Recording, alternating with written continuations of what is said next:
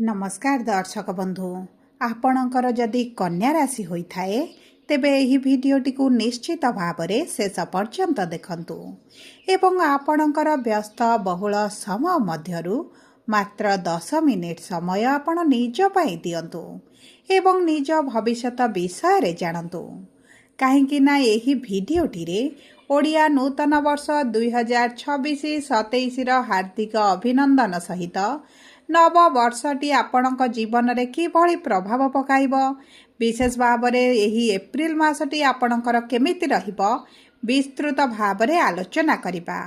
देखंतु दिनटी किभଳି कटिब सखाळरू जणा पड़िथाए सेमिति नव वर्षटी केमिति रहिब एप्रिल मासरू जणा पड़िब।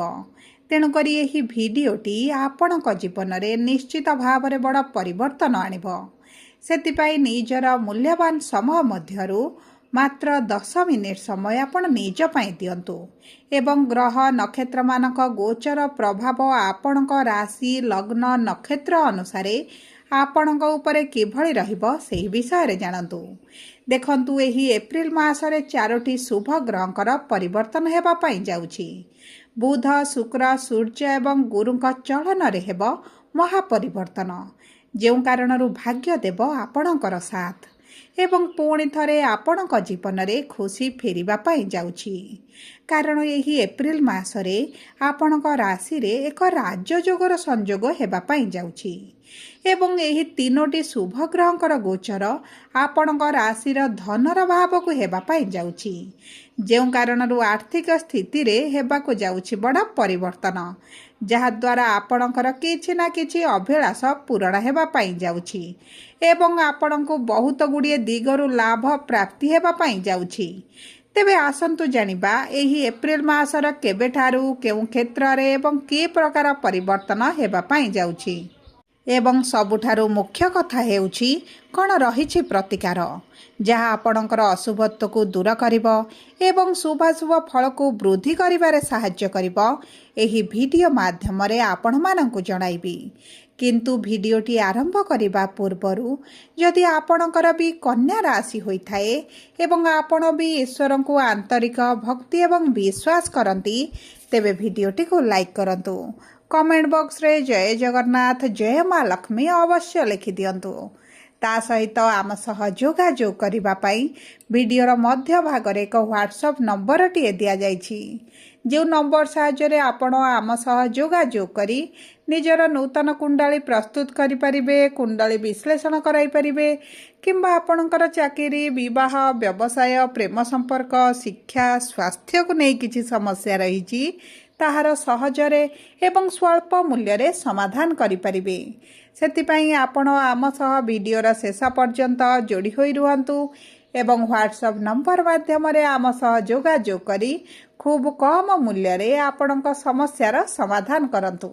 एबे आसंतु कार्यक्रमटी को आग को बढ़ाइबा एवं जानिबा ओडिया नूतन पांजी अनुसार आपणकर एप्रिल मासटी केमिति रहिबो ग्रह मानक प्रभाव आपणक उपरे किभଳି रहिबो एवं विशेष भाव में आपणक नक्षत्र अनुଯାयी केउ केउ क्षेत्र रे की प्रकार प्रभाव पड़िबो।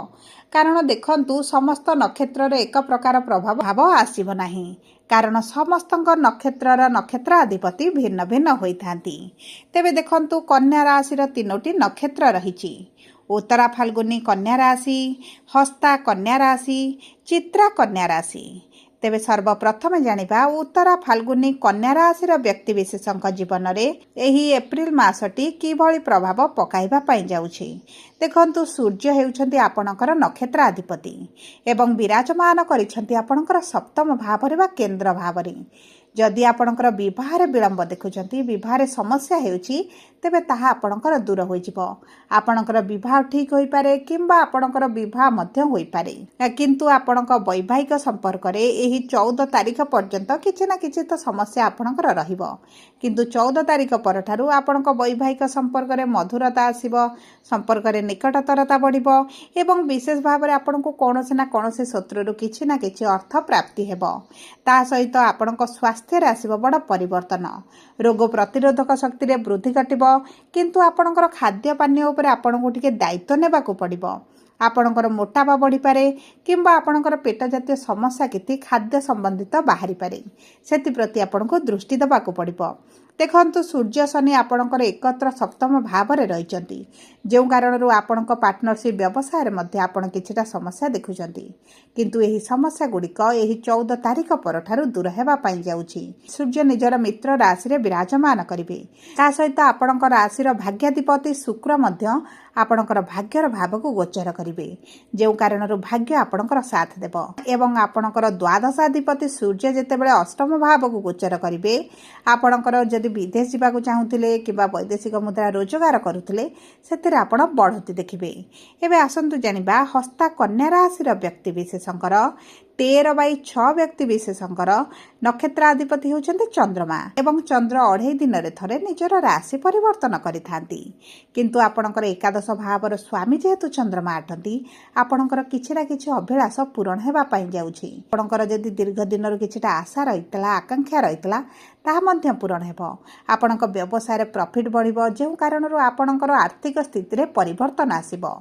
ଆପଣଙ୍କର ରୋଜଗାରରେ ବୃଦ୍ଧି ହେବା ସହିତ ଯେଉଁ ବ୍ୟକ୍ତିମାନେ ରୋଜଗାରର ସନ୍ଧାନରେ ରହିଛନ୍ତି, ଚାକିରି ପାଇଁ ଚେଷ୍ଟା କରୁଛନ୍ତି, ସେମାନଙ୍କ ଚାକିରି ହୋଇଯିବାର ବହୁତ ଅଧିକ ସମ୍ଭାବନାଟି ରହିଛି।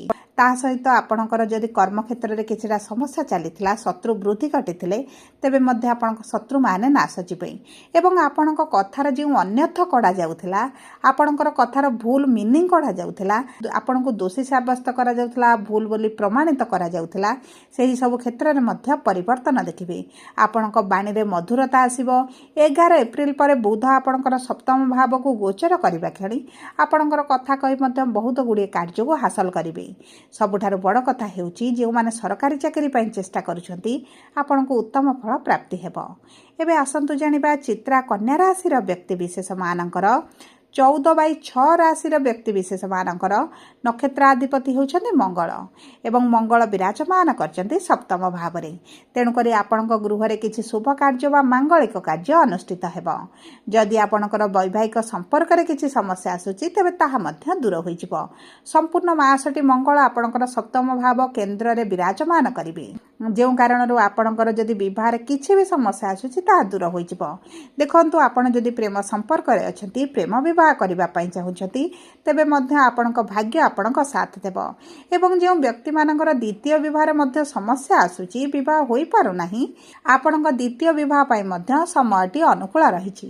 ତା ସହିତ ଯଦି ଆମେ ଦେଖିବା, ଆପଣଙ୍କର ମଙ୍ଗଳ ହେଉଛନ୍ତି ତୃତୀୟ ଭାବର ସ୍ୱାମୀ। ଯଦି ଆପଣ ଅନଲାଇନ୍ ରିଲେଟେଡ୍ କିଛି କାର୍ଯ୍ୟ କରୁଛନ୍ତି, IT ସେକ୍ଟରରେ, AI ସେକ୍ଟରରେ କିମ୍ବା ଆପଣ କିଛି ସଫ୍ଟୱେୟାର ଲାଇନ୍ରେ କାମ କରୁଛନ୍ତି, ଅନଲାଇନ୍ ବ୍ୟବସାୟ କରୁଛନ୍ତି, ଅନଲାଇନ୍ ରିଲେଟେଡ୍ ଯେକୌଣସି କାର୍ଯ୍ୟ କରୁଛନ୍ତି, ସେହି ସବୁ କ୍ଷେତ୍ରରେ ଭାଗ୍ୟ ଆପଣଙ୍କ ସାଥ ଦେଉଛି। ଏହି ଏପ୍ରିଲ ମାସରେ ଆପଣଙ୍କୁ ଆକାଶ ଛୁଆଁ ସଫଳତା ମଧ୍ୟ ପ୍ରାପ୍ତ ହେବ।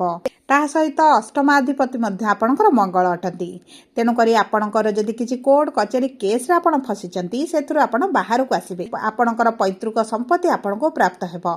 ଯଦି ଆପଣଙ୍କର କିଛି ନୂତନ ଭାବରେ କ୍ରୟ କରିବାର ଅଛି, ତେବେ ମଧ୍ୟ 14 ତାରିଖ ପୂର୍ବରୁ ଆପଣଙ୍କ ପାଇଁ ଅତି ଶୁଭଦାୟକ ରହିବ। ତା ସହିତ ଆପଣଙ୍କର ରାଶ୍ୟାଧିପତି ବୁଧ ଯେହେତୁ ଷଷ୍ଠ ଭାବରେ ଅଛନ୍ତି, ଆପଣଙ୍କୁ ଏତେଟା ଶୁଭ ଫଳ ପ୍ରଦାନ କରୁନଥିଲେ। କିନ୍ତୁ 11 ଏପ୍ରିଲ ପରଠାରୁ ଆପଣଙ୍କର ଭାଗ୍ୟ ମଧ୍ୟ ଆପଣଙ୍କର ସାଥ ଦେବ। ରାଶ୍ୟାଧିପତି କେନ୍ଦ୍ରରେ ବିରାଜମାନ କରି ଆପଣଙ୍କର ପ୍ରଥମ ଭାବକୁ ସପ୍ତମ ଦୃଷ୍ଟି ପ୍ରଦାନ କରିବେ। ଆପଣଙ୍କ ସ୍ୱାସ୍ଥ୍ୟରେ ପରିବର୍ତ୍ତନ ଆସିବା ସହିତ ଆପଣଙ୍କ କ୍ୟାରିୟରରେ ଗ୍ରୋଥ ଦେଖିବେ। ଯଦି ଆପଣ ବିଦ୍ୟାର୍ଥୀ ଅଛନ୍ତି, ତେବେ ବିଦ୍ୟା କ୍ଷେତ୍ରରେ ମଧ୍ୟ ଆପଣଙ୍କୁ ଉତ୍ତମ ଫଳ ପ୍ରାପ୍ତି ହେବ। ସବୁଠାରୁ ବଡ଼ କଥା ହେଉଛି, ଆପଣଙ୍କର କିଛି ନା କିଛି ଗୁପ୍ତ ଧନ ମଧ୍ୟ ପ୍ରାପ୍ତ ହୋଇପାରେ। ଉଚ୍ଚଶିକ୍ଷା କରିବାର ଯଦି ଆପଣ ଅଭିଳାଷ ରଖିଛନ୍ତି, ତେବେ ମଧ୍ୟ ତାହା ଆପଣଙ୍କର ପୂରଣ ହୋଇଯିବ। ମୋଟାମୋଟି ଭାବରେ ଦେଖିବାକୁ ଗଲେ କନ୍ୟା ରାଶି ପାଇଁ ଏହି ଏପ୍ରିଲ ମାସଟି ନିଶ୍ଚିତ ଭାବରେ ଶୁଭଦାୟକ ରହିବ।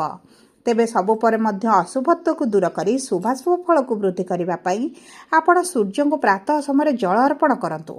ପ୍ରତିଦିନ ହନୁମାନ ଚାଳିଶା ପାଠ କରନ୍ତୁ, ମହାଦେବଙ୍କର ଉପାସନା କରନ୍ତୁ ଏବଂ ଆପଣଙ୍କର ରାଶ୍ୟାଧିପତି ବୁଧ ହୋଇଥିବାରୁ ପ୍ରଭୁ ଗଣେଶଙ୍କର ମଧ୍ୟ ଆରାଧନା କରନ୍ତୁ।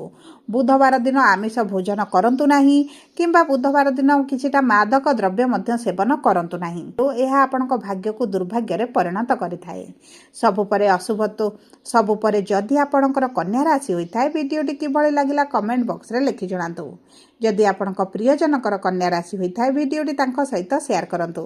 ଯଦି ପ୍ରଥମ ଥର ଆମ ଚ୍ୟାନେଲକୁ ଆସିଛନ୍ତି, ଚ୍ୟାନେଲଟିକୁ ସବସ୍କ୍ରାଇବ୍